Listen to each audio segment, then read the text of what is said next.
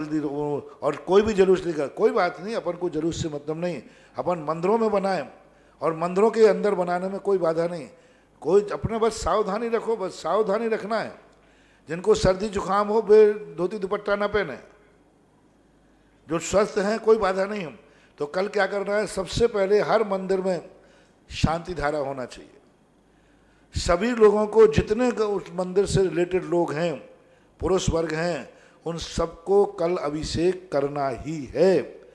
बीमार को छोड़ करके, सर्दी जुकाम को छोड़ करके, कोई बहिष्कृत व्यक्ति है, कोई ने ऐसा पाप किया है जो समाज ने बहिष्कार किया, वो भगवान को छूने लायक नहीं है। ऐसे लोगों को छोड़ करके बाकी सभी लोगों को, 8 वर्ष से 80 वर्ष के लोगों को कल प्रातःकाल उठते ही अपने मंदिरों में जाकर के अभिषेक जरूर करना है। इसको उपदेश न मान के आदेश मान लो तो भी मुझे आदेश देने में कोई आपत्ति नहीं है। और ये तुम्हारे लिए आदेश 2 कारणों से दे रहा हूँ। एक तो तुम्हारे लिए पूरे साल भर का सगुन है, क्योंकि प्रथम तीर्थंकर की जन्म जयंती है और प्रथम तीर्थंकर की जन्म जयंती पर हम भगवान का गंधोदक लेंगे तो उस गंधोदक का अतिशय चमत्कार अलग ढंग का होगा। दूसरा कारण है, इस समय सारा विश्व महामारी से ग्रसित है। महामारी से बहुत बड़ा उपसर्ग है विश्व के ऊपर। अभी बता रहा हूँ, इसका रिजल्ट एक और व्हाट्सएप में आया, हमें लोगों ने लिख के दिया है। तो ऐसी स्थिति में इस महामारी के लिए, सारे विश्व की शांति के लिए कल हर व्यक्ति को अपने मंदिर में अभिषेक करना है। तुम्हारे लिए बीमारी नहीं है, भाग्य समझो तो कम से कम तुम्हें एक काम करना है कि हे भगवान, मैं कितना भाग्यशाली हूँ कि मुझे ये वायरस नहीं है, इसलिए मैं तुम्हारा अभिषेक कर रहा हूँ कि जिस पे वायरस आए उसके कम से कम प्राण नहीं जाना चाहिए, वो वायरस दूर होना चाहिए, मरना नहीं चाहिए। और जो तुम कोरोना वायरस के जो मरीजों को ठीक करने के लिए करोगे तो हो सकता है कि तुम्हारे लिए कोरोना वायरस आवे ही नहीं, क्योंकि तुमने दूसरे के लिए भावना गाई। मैं सदा कहता हूँ, जिस चीज़ से स्वयं को डर हो, जिस चीज़ को स्वयं को दुख हो, उसकी भावना भाना चाहिए कि हे भगवान, जो परेशानी मुझे है, जिस चीज़ से मैं डर रहा हूँ, ये संसार में किसी को भी ना होवे, किसी को भी ना। तो कल प्रत्येक जैनी को मंदिर में जाकर ये भावना भाना है कि हे भगवान, संसार में से कोरोना बीमारी दूर होना चाहिए, किसी को कोरोना नहीं हो, और जिनको हो गया हो उनका ठीक होना चाहिए, किसी का मरण ना हो। भावना भाव, देखो चमत्कार हो सकता है। अभी 2-3 दिन से अपन ने भावना भा रहे हैं, और एक बहुत बड़ा चमत्कार सबसे बड़ा भारत ने किया कि भारत में अभी कोरोना के पॉजिटिव मरीज 3 थे और भारत ने अपने जुगाड़ सिस्टम से 3 मरीजों को ठीक कर दिया। जय हो।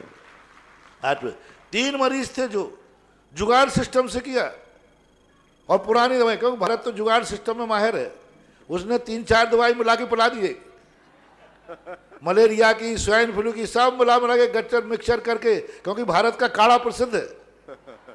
और काढ़े में क्या क्या होती है, किसी ने कहा काढ़ा बनाया, उसमें लौंग भी डाल दो, उनमें नीम की छाल और डाल सब डाल दो, कोई कंसेप्ट नहीं है। तो ऐसा तुक्का बैठा कि भारत की इस मिक्सचर दवाई ने 3 मरीजों को स्वस्थ कर दिया, और सारे पेपर में, और ये मिक्सचर विदेशों के वैज्ञानिकों के पास भेज दिया गया है। वैज्ञानिक भी आश्चर्यचकित हैं कि ये भारत में किसने खोजा, किसी ने नहीं खोजा, एक सामान्य सोच ने ये सब डेवलप किया।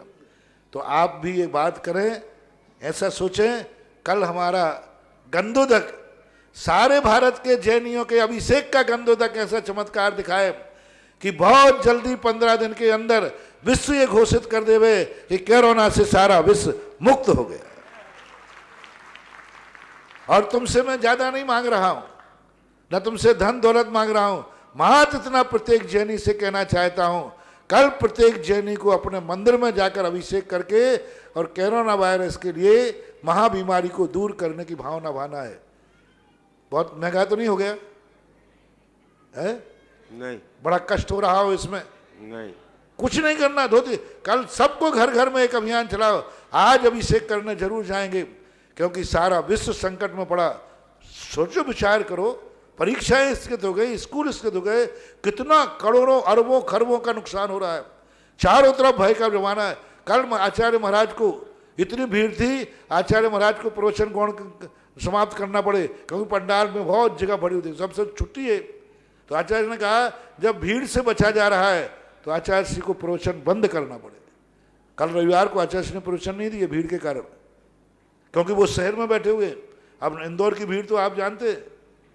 तो अब ऐसी जहां पर बीमारी फैल रही हो, आपको इतना सस्ता उपाय बता रहा हूं कि आप जाके मंदिर में अभिषेक करें और अभिषेक करते हुए भावना भाएं कि ये महामारी दूर हो। इतने सस्ते में भी यदि कल जो अभिषेक नहीं करेगा तो ये भी फरमान सुन लीजिए, कल के दिन तुम्हारे ऊपर कोई बीमारी आएगी तो कोई दुनिया की भावना तुम्हारे पास काम नहीं करेगी और तुम लाइलाज होकर के मरोगे। क्यों? जब तुम दूसरों के लिए नहीं कुछ कर सकते हो तो दूसरा भी तुम्हारे लिए टेट फॉर टेट। जब हम दूसरों के लिए नहीं कर सकते कुछ, एक लोटा भगवान के ऊपर डालकर हम दूसरों की भावना नहीं कर सकते, कल के दिन तुम्हारे ऊपर संकट आएगा। फिर मत कहना कि महाराज हमारे लिए शांति धारा करो, तुम्हारे लिए शांति धारा कोई प्रभाव नहीं करेगी। जो दूसरों के लिए नहीं जी सकता है, दूसरे भी तुम्हारे लिए कुछ नहीं कर सकते। कल के दिन तुम्हारे ऊपर कोई बीमारी आएगी, तुम कितनी भी शांति धारा करना, कोई असर नहीं होगा, क्योंकि कभी तुमने दूसरों के लिए एक कलश उठा के भगवान को नहीं डाला। इसलिए जो व्यक्ति चाहते हैं कि मेरे जिंदगी में कभी बीमारी नहीं आए, कल दूसरों के लिए आपको अभिषेक करना है, पूरे विश्व के लिए अभिषेक करना है, ऐसा करना है। दूसरा कार्य करना है, अभिषेक के बाद सब लोगों को सामूहिक रूप से बैठकर मंदिर में भक्तांबर विधान करना है। और भक्तांबर विधान में जो आपको आदिनाथ भगवान का भक्तांबर विधान सारी दुनिया में पहुंच गया, शायद कायम है पीडीएफ जो भी आपका होता है मैं जानता नहीं हूँ, पीडीएफ में सबको डाल दिया गया है। उस विधान को अपना निकाल कर करें। उसका मंत्र है ओम ह्रीम क्लीम छूम क्षेम घ्रोम रिद्धि सिद्धिदायक आदिनाथाय नमः। इसका माड़ना भी बना दिया गया है। इसका माड़ना बनाना केसर से बना लेना, रंग से बना लेना, फ्लेक्स में बना लेना। इस माड़ने को, इस मंत्र का माड़ना बनाकर इसका जाप करके, और ये भी न मिले तो जो भक्तांबर आप करते आए हैं, क्लीम का जो मरना भक्तांबर वो मार लेना, कोई जरूर नहीं। यदि ये आपको ना पहुंच पाए तो जो हमेशा से भक्तांबर पाठ करते आए उसका विधान प्रत्येक मंदिर में, भारत का ऐसा एक भी दिगंबर जैन मंदिर नहीं बचना चाहिए। कल इस कोरोना महाबीमारी को दूर करने के लिए हर मंदिर में भक्तांबर विधान होना अनिवार्य है, होना है या नहीं होना है। इतना सस्ता उपाय तुम्हें बता रहा हूं कि एक मंदिर नहीं बचना चाहिए, हर मंदिर में कल भक्तांबर विधान होगा। ऐसा मेरी भावना है, ऐसा मेरा उपदेश है। उपदेश नहीं, आदेश मान लें तो कोई आपत्ति नहीं है। 1 घंटे का विधान है, 1 घंटे आप विधान भाइये और ये भान, और उस विधान में हवन जरूर करना। बिना हवन के ये बीमारी जाने वाली नहीं है। और हवन जो अष्टांगी धूप आती है बना लेना।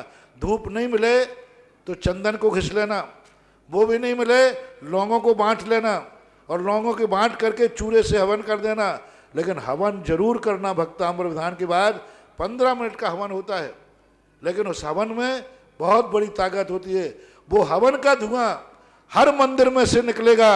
वो धुआं इस वायरस को विश्व से बाहर कर देगा और दूर कर देगा। इसलिए हवन बिना भक्तांबर विधान का फल नहीं मिलेगा। शाम को सभी को अपने मंदिरों में 48 रिद्धि मंत्रों के द्वारा भक्तांबर आरती करना है।